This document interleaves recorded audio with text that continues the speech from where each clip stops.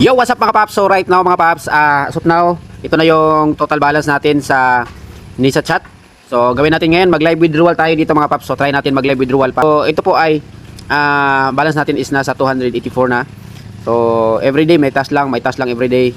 So yun yung pinapakita ko sa inyo ng mga task. So click muna natin yung withdraw. So try natin dito mag $30. So ang withdrawal fee lang dito is nasa 1.50 lang yung 1.50 yung charging fee, and then meron tayong net na 28. Okay, 28 point, lagyan lang natin dito mga paps na 31. Okay, 31 point, lagyan natin dito 32. So ayan yung i-withdraw natin mga paps. Okay, so screenshot muna natin. So ayan, click natin yung confirm. Ayun, successful withdrawal. So antay natin malagay sa ating Binance para so makikita natin, oh, bilis lang, nag-notify na po sa atin. Ayan. Ayan guys, dumating guys, ito 30.38 to. Ayan, yun yung net natin guys. So ayan, nag-try lang tayo na mag-withdraw ng worth 1,800 pesos. Ayan, dumating kagad. So legit na legit guys, sinachat guys. So tingnan nyo lang yung ibang video ko, paano natin mag-register, paano mag-login. Meron tayong link sa description para masundan nyo. Hey, what's up mga paps? So welcome back again to our channel. So pangalawang araw natin dito kay EI Your Vibe Nisa Chat. Okay, so ito yung mag-ask na naman tayo ng question ngayon dito kay EI, no? So maganda na i-ask natin ng question yung mga may learnings din. At the same time kumikita tayo, especially pag you're a student and you are a teacher. So mag-research kayo, pwede din. Or you are a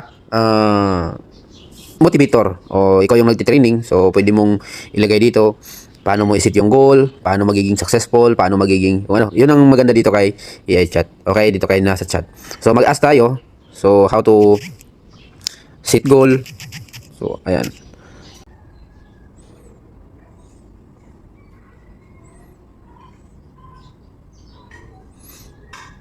so sumagot na siya. So maganda yung mga sagot niya. Okay, and then sabi niya, be smart, no? And then meron din siyang example na nilagay na pwede mong iset sa goal. So ganun pag set ng goal. And saka may mga meaning yan, no? Define your goal clearly and consistently. So maganda mas spread mo dun sa mga prospects mo or sa mga downline mo, no? So ayan, kumita tayo ng $1.20 so for today. So papakita ko sa inyo yung kinita natin kahapon. Okay, para may idea kayo kung magkano kinita natin kahapon. Yung kinita natin kahapon is nasa 24. So nadagdagan siya ngayon na $1, nagiging 25. So tapusin ko muna yung task para tingnan natin kung magkano naman yung kinikita natin total ngayon. Okay, so lagyan natin dito how to handle objection.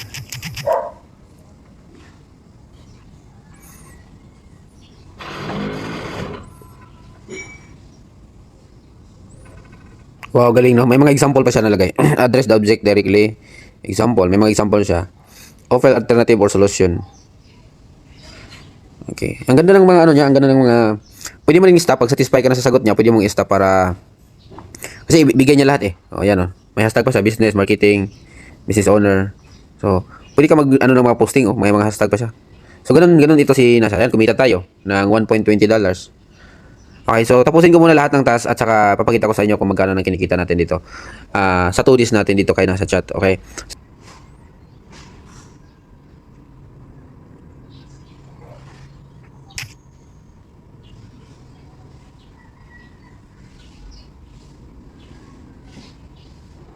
ayun mga idol, so natapos na natin yung ng task natin. So i-click natin yung folder kung magkano kinita natin. So ayan, meron tayong $48. So in 2 days, nagkumita tayo ng $48. So by the way, sa subscription natin na standard, kumita tayo ng $24 a day dito. So yun ang malupit dito sa subscription. So ayun mga idol, yun lang po mga idol. Hopefully, meron kayong natutunan ngayon. So try nyo lang, ito si Nasa Chat. Okay, so ma-learn pa kayo, kumikita pa kayo, magamit nyo pa siya daily sa inyong mga activities. So thank you so much and God bless.